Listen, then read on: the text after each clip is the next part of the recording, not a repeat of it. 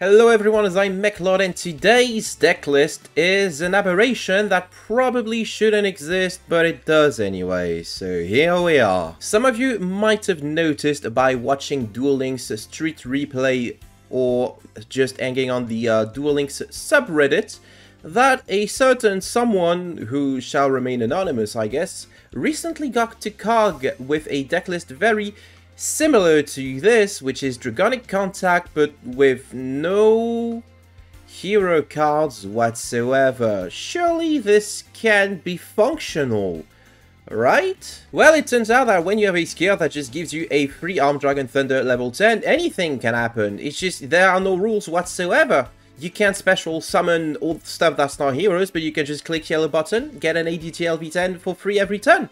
You can special summon stuff, but you can sure normal summon the winged Dragon of Ra Sphere mode, which is a very funny board breaker indeed. And you can't really, you know, do anything that's not hero stuff, except control the opponent board with cards like Dogmatic Punishment. In the original package, the person that got to COG with this was playing Elder Entertinatus, which I don't have because it is a selection box exclusive. So in lieu of that, I am playing the Fossil Warriors of Skull Knights, and this is not a warrior, I guess this is Skull Wagon, the former of which can banish itself from the graveyard to destroy a monster, and the latter of which can banish itself to destroy a back row. So it's not as good as Natus, but it is a budget-ish option, I guess. And then classic control stuff, you know, limiter 3 staples, you know, 1 Dino Miscus that we can special summon, but we can make good use of anyway. We have Potter Duality in order to get to our better cards. We have Kytroids so that we can avoid dying, which is also a purpose filled by the True Sun God, which has the very funny condition that nobody ever reads because it's in the middle of the card text,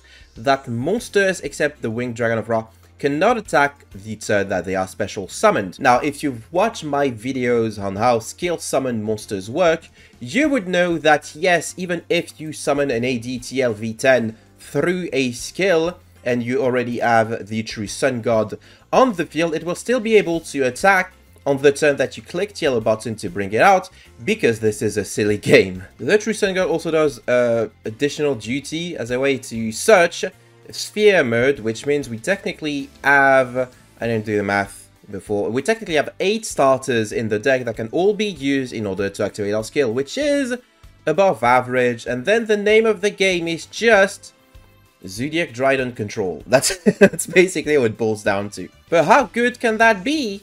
Let's check out with a couple of replays. Hilariously enough, the first replay is a mirror match of sorts.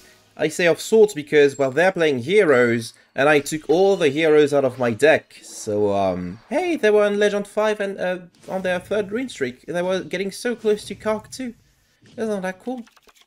Wow. So we go first. You know, we open the Garnet of Super Poly. It's completely fine. True Sun God is going to get us the Winged Dragon of Ra Sphere mode. Then we activate Part of Duality to try and get some better draws. I guess we'll take a Kytroid here. Activate this skill in order to send that level 10 Sphere mode, set an ADT level 10 to our field, get a Poly, set Poly, spet the Dogmatic Punishment, and pass. Our opponent is going to send a Crosskeeper for Elemental Hero Neos, which will also get them a Polymerization, which means that they already have Super Poly in hand. So I guess we both drew the Garnet. That's kind of cool. Their username is Kakarot, and a very weird confession to make about that, but I'll wait until the end of the game. So they're gonna flip Neos, and so I'm like, I want to try and bait the Super Poly, so I'm going to ADT Lv10, pitch the Kytroid in order to pop the Neos, expecting them to follow up with the Super Poly. They don't.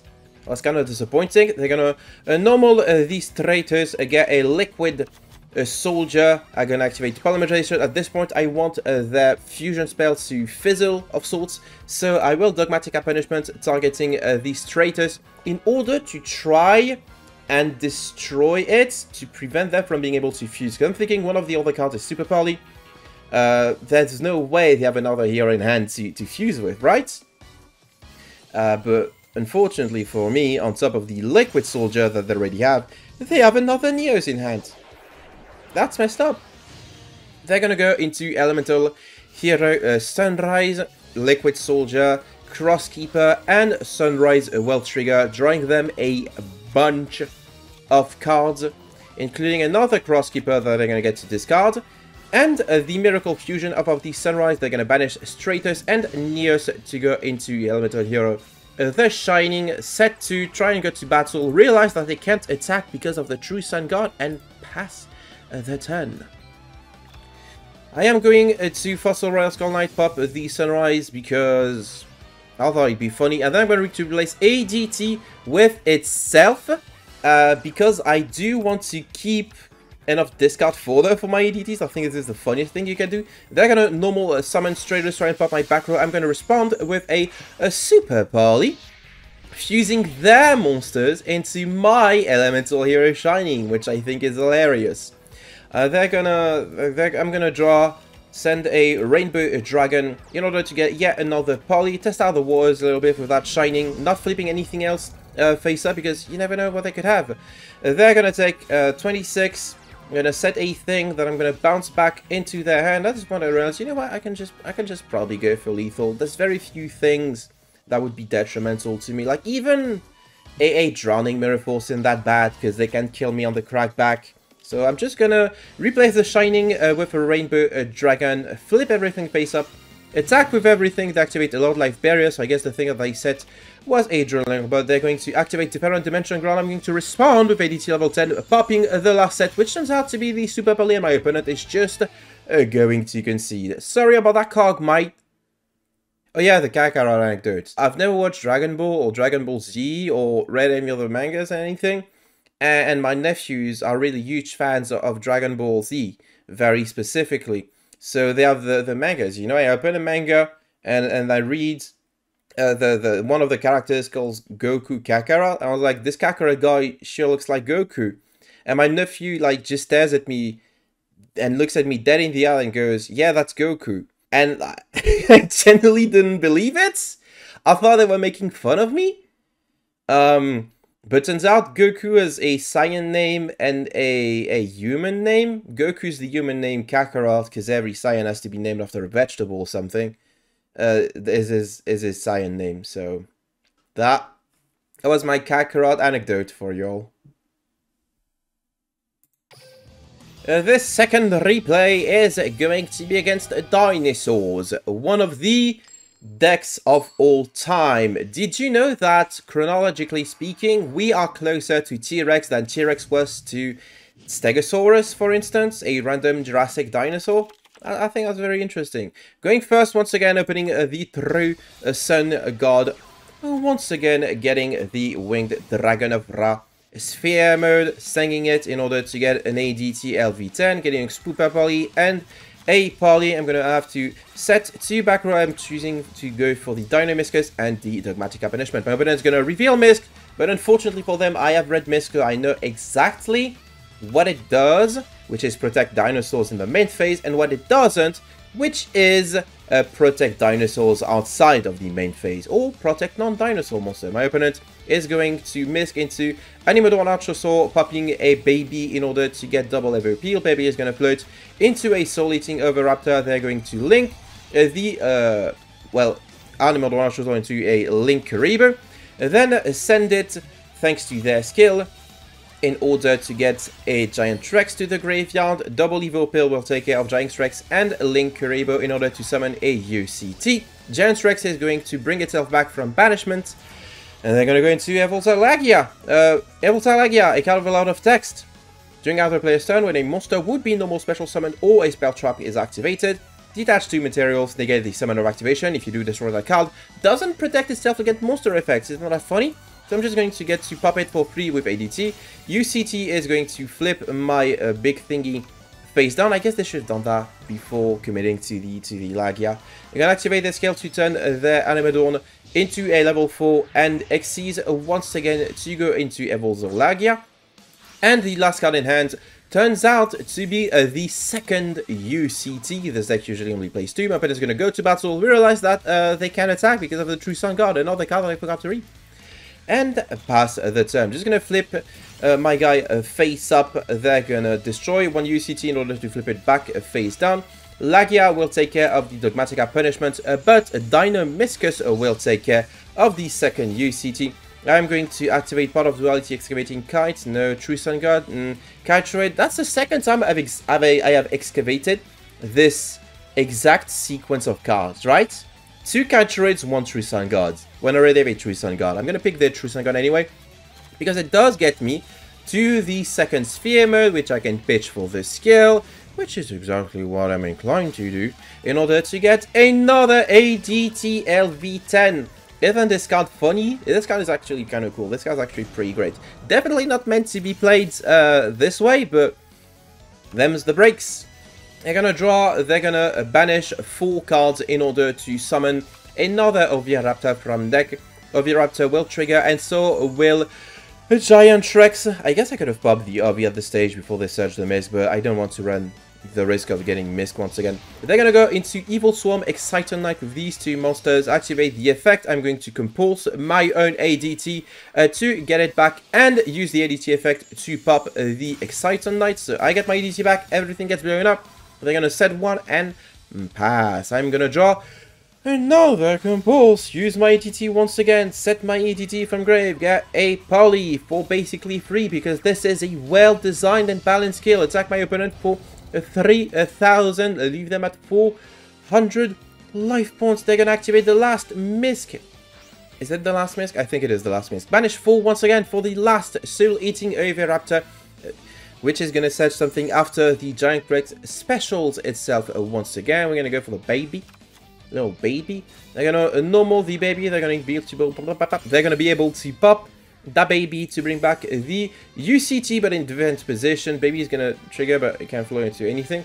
So ADT will try and pop the Giant Rex. Will need to be met with a Poison Droplet, only for me to then reveal that I had the compulse all along. They're gonna attack with Soul-Eating Oviraptor, but because it was summoned through Misk, it will pop itself in the end phase, leaving only a UCT that can only protect itself by destroying itself. Isn't that funny?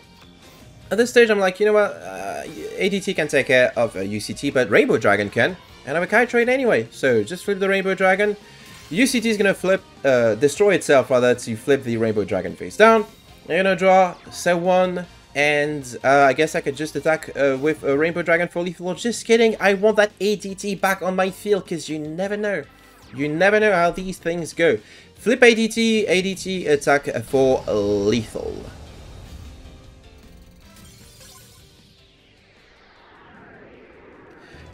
Something extinct joke, tier 4 deck, not really pay to win. McLord, you were wrong to complain about Fossil Dig in a selection box, which is still a garbage, greedy move by Konami. But Dinosaurs, more like Dinope Souls. Yeah. And this last replay will be against the Predaplants. I briefly wonder whether they are choosing to play Drago Superior or Predaplants Hydra, because they're both limited 1. And then I realized that they can just play both, because the ban list isn't live yet. And look, we're going second with what you would call in Bellatrix a 3 of a kind.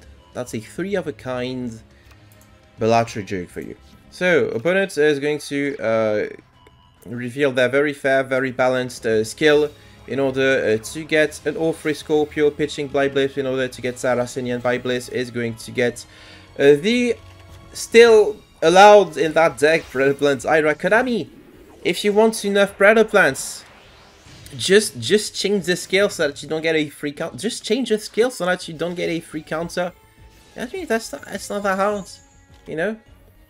Yeah, they're still gonna make use of it, but I mean, Predaplants, you know, lots of people were saying Predaplants is dead with this ban list, it's not worth playing anymore, blah blah blah. But you still get yellow button Kaiji, so I mean, can you really say these things? Is this really something that you can say? I don't know. I mean, nobody cares about Predaplant combo. You've seen these 1,000 times. Look, they're gonna go into a Drago Superior. Oh no, they're playing pre-banlist for the very last day. How could they? abide by the rules of the game, which for some reason say the first 7 days of the month don't count because you're just playing pre-banlist. Yeah, right. And you're playing against pre-banlist deck, and look, it's the same setup Predaplants did before the ban list. Isn't that cool and interesting? Wow. I'm gonna get Darlington here, Cobra back to hand. Anyway, they're really good at following a spreadsheet, but are they good at dealing with my ace card, the true Sun God? We're gonna get an ADT set to my field, and if I know something about Predaplants is that I know bad Predaplant players literally don't know how to deal with a face-down ADT Lv10. It's not that hard, right? You go into Nightmare Cerberus. They tried to activate the effect. I need to bring this up. They brought Ophrys Scorpio back with Predaponics and then discarded to try and activate its effect. Yeah. Anyway, I'm gonna get the Hydra. I'll activate party. What are they gonna go for? They're gonna go for Embleomelides. Call an Embleomelides. Call an Embleomelides, but not for me. They're gonna get Clamido Sundu. They at this stage, I'm convinced they don't really know what to do because they're good at following the turn 1 spreadsheet combo. You know, it's like, oh, okay, I watch enough YouTube videos to know intimately how to do the combo. But once that's taken care of, what do I even do? Do I just summon Starving Venom Fusion Dragon? I guess this is what I do. I guess this is something that I do here. So they're gonna go for it, you know? And they do. They're gonna attack with the Dracostopilia, which is, if you remember, the only thing, I guess the Ensemble Robin can attack too. The only thing that can attack because of the True Sun God. So I'm just gonna take care of that. Maybe I should have waited after damage step so that I could pop a card with ADT Lv10, but I decided, you know what? Better to remove that now. They're gonna go straight to Invis, get back the Clamido Sundu. And that's the end of their turn. I'm gonna draw a Pot of Duality, which will excavate the Winged Dragon of Ra and 2 Dogmatic Punishment. Drink Dragon of Ra is just too funny, so I'm gonna go get it. Back to my opponent's turn there. I'm gonna pay 800 for the Predaponics. That doesn't really do anything for them. And then they're just gonna pass. I'm just gonna tribute everything that they have. Get a Winged Dragon of Ra. By Blisp is going to get them a Saracenian. At this stage, I'm still wondering what my win card is, to be honest, because I have, like, more cards in deck than they do. I'm just gonna replace the ADT with itself, flip it face up. I'm gonna activate Predaplants, which I don't realize just yet how bad that is for me, because now that means not only can't I send this with the scale anymore, but also it becomes a monster that I can just Hydra over. So bad move by me, really bad move. They finally realized that Predaponics was useless. They're gonna go into Drosophilium Hydra. I'm gonna get a Nightmare Phoenix for basically free, but that Nightmare Phoenix is gonna try and pop a Compulse, which will be taking care of them. By Bliss has been sent to the graveyard, so they're gonna get yet another Ophrys Scorpio, activate Predator Pruning to bring back one of the Ophrys Scorpio, pitching Ophrys Scorpio to get a Saracenian Fusion Recycling Plate, getting the poly that their skill gives them for free. And they're going to fuse once again, but this time they're going to fuse into Preplank Chimera because they already did the thing where they recycle their Embleomelides with the fusion substitutes. Saracenia is going to get them another Predaproning, and they're going to activate that other Predaproning in order to bring back the Ophrys Scorpio, and they're trying to go for lethal, but unfortunately for them, not enough time. Also the True Sun God. Also Kytroid in my hand. I guess you were just not meant to win this game.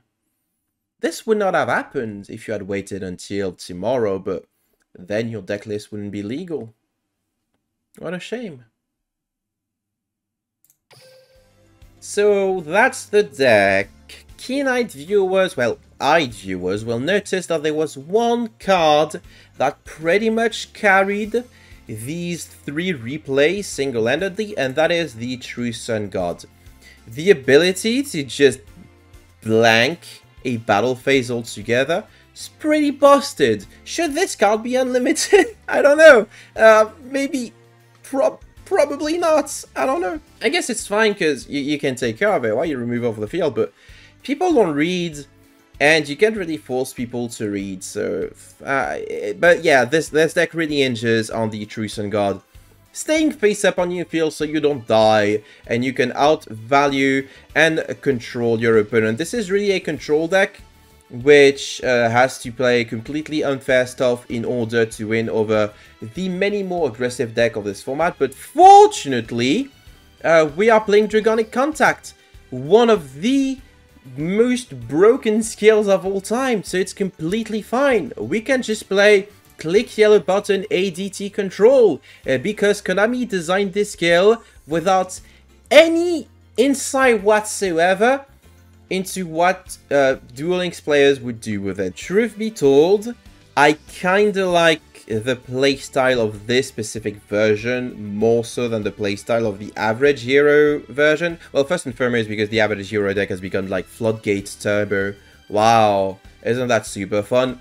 But also because at the end of the day, if you boil it down to what this deck does, you're basically just playing Zodiac Dragon Control, right? Like, ADT is basically a beefed up Zodiac Drider that can be destroyed by battle, and you can't econ it, and that's pretty much all it does, but it is still incredibly potent, right? This is the closest thing we're gonna get to Zodiacs in Duel Links for the time being, probably. This being said, like I've said in the intro of this video, this should not exist, and this only exists because Konami is too damn incompetent to design skills that are fair and balanced. Although I'll say the newest batch of skills ever since like Resonators are more sensible and designed with the clear knowledge that the archetypes they're meant to support are already pretty good. So they don't need to be obscenely broken. They're strong, but not obscenely broken, and they don't just break the game mechanics to try and make fucking Neos work. Jesus. Anyway, that'll be it for today's video before I go into another 2-hour-long rant about Dragonic Contact very specifically. Thank you for watching. I do hope that you enjoyed it. If you did, make sure to leave a like and a comment in the comment section detailing your thoughts about this version of Dragonic Contact that I'm not gonna call Hero. It's just Dragonic Contact. If you would like to support me further, please feel free to check out my Ko-fi in the video description, where you can make a one-time donation or a monthly pledge. And I would like to take this opportunity to thank my Ko-fi donators in the form of Dingust, Howdishboy Zero, Jimmy, Zinnia, Yannick, Sile, Marklu, 14016, The Abyss Actor Guru, Orc Price, and Exorcist. Thank you all for the support. My birthday was yesterday.